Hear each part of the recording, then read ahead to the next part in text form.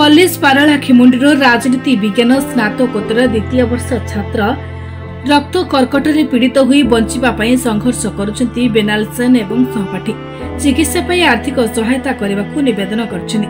सहपाठी एथिपई महाविद्यालय रो अध्यापक अध्यापिका छात्र छात्री पई सहायता करबा पई गुहारि करछनी। पाठ पढ़ा बयस रे जीवन मरण सह लड़ई मरणात्मक रक्त कर्कट रोग सह संघर्ष करुछि 23 वर्षीय बेलान सेन। निजर जीवन बंचाइबा पाई निज आप्राण उद्यम करुथा बेले चिकित्सा रे अर्थ साजिछि बाधक।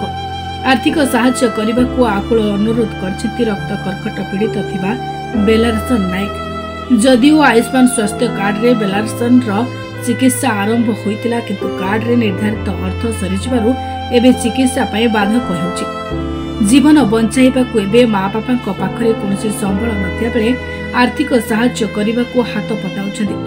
ए समय रे निज सहपाठी वर्तमान लोकंक सरकार को अनुरोध करछनी बेलान सेन को सहायता करंतु पुणी से सुस्थ होई परिबो ताको सह पुणी पाठ पढिबो। कथारे अछि जीवन रो महास्रोतर ढेउ मनीष को केतेबेले कुआडे नै छै किए जानि पारे नाही। जी दिने सांगसाथी मेल रे हस्य खुशी रे पाठ पढि हसुथिला पिला को हसाउथिला पिलाटी से मरण सह लढुछि। दिने देश विदेश रे कॉलेज तरफ विभिन्न प्रतियोगिता रे भाग नै नाच गीत अभिनय रे प्रशंसित होई कॉलेज रो गारिमा बढ़ाउथिला से आज हस हरै जीवन सह लढी बंचिबा पई संघर्ष करूछि। तेणु सहपाठी निज तरफ सहायता करिया पई सरकार और समाजसेवी कॉलेज कर्तृपक्ष को अनुरोध करछथि। सहायता करिया पई चाहतिले तळे दिया जायतिबा नंबर रे आपण माने सहायता करि परिबे।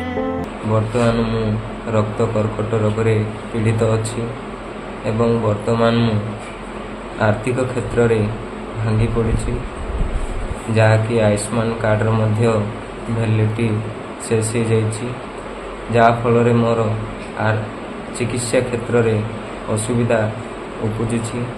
तेणु आपण मानू समस्त मोर अनुरोध कि किछि आर्थिक साहाय्य कले मोर चिकित्सा क्षेत्र रे उन्नति आसीपर। धन्यवाद। ब्यूरो रिपोर्ट निरपेक्ष।